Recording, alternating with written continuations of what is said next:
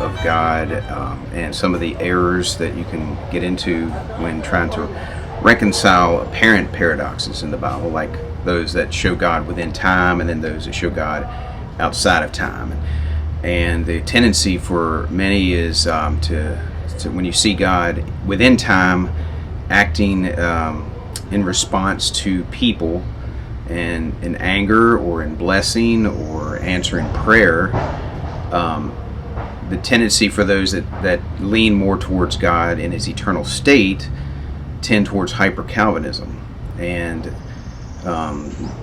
they would say that the verses showing God's passions, that they are meaningless, that they don't indicate anything about how God thinks. And so we're going to have some verses in the description below, but basically the hyper-Calvinists see that God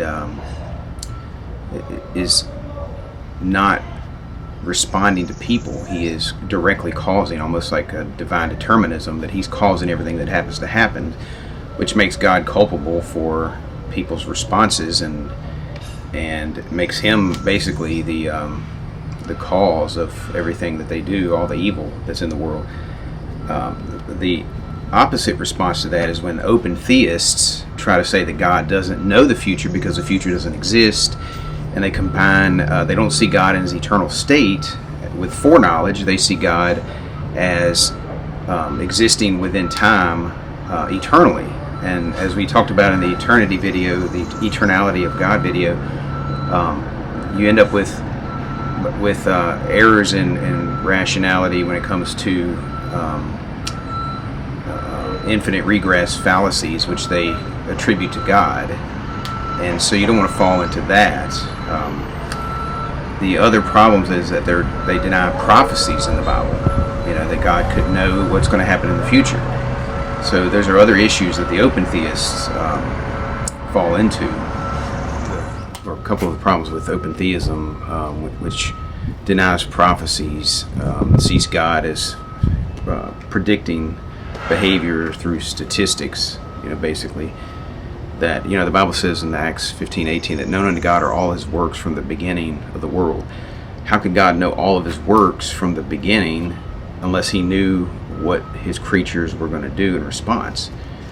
So that's something to consider. Acts 15:18, also 1 John 3:20, that God knows all things, and the Spirit searcheth all things, yea, the deep things of God. So all knowledge is contained within God. Isaiah 46 verse 10 says that God is declaring the end from the beginning, and from ancient times the things that are not yet done, saying, my counsel shall stand, and I will do all my pleasure. So he declares the end from the beginning. What's going to happen at the end, he declares it at the beginning. And from ancient times, things that are not yet done. That was one of the indications that God was God, because he predicted the future. He said in multiple places, which we'll put in the description below, Jesus also predicting Judas's betrayal, and pointed to that as an indication of his deity. Another verse is Ezekiel 38:10, where God says, thou shalt, it shall come to pass at that same time, shall things come into thy mind, and thou shalt think an evil thought. So in the latter days, he's saying that things are going to come into your mind, and thou shalt think an evil thought. How would God know what they're going to think unless he can declare the end from the beginning? So, clearly God knows what people are going to think. And also another verse is Deuteronomy 31:29, where God says through Moses, he says, for I know that after my death, speaking of Moses, you will utterly corrupt yourselves and turn away from the way which I have commanded you, and evil will befall you in the latter days, because you will do evil in the sight of the Lord, to provoke him to anger. How could he predict that they're going to do evil in the latter days unless God knows the end from the beginning? So there's multiple verses. We'll display them. Cyrus, God named Cyrus in Isaiah. God said through Jeremiah that they were going to serve Nebuchadnezzar for 70 years. All these things indicate God had foreknowledge of these events, but that he did not. This is the problem, that both of these errors both the hyper-Calvinists and the open theists see foreknowledge as divine determinism. So the open theist says, well, if God foreknows, that means he makes it happen, and so therefore he doesn't know. The hyper-Calvinist says, if God knows what's going to happen, then he makes it happen, therefore he makes it happen.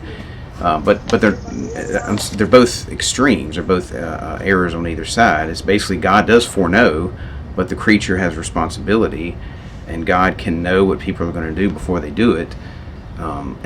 Because of his foreknowledge is something that we can't quite grasp, but we can't deny it either. So we don't want to end up denying that. So when it comes to immutability with God, we need to see that as God not changing, but God also within time and space interacting with his creatures. So that element is a consistent theme through our apologetic, is we need to see these two aspects of God with his creation. So just keep that in mind when you're debating, and you won't stumble. It gets more significant when you get into the Trinity discussion, which we will eventually, Lord willing. But so let's just trust the Lord.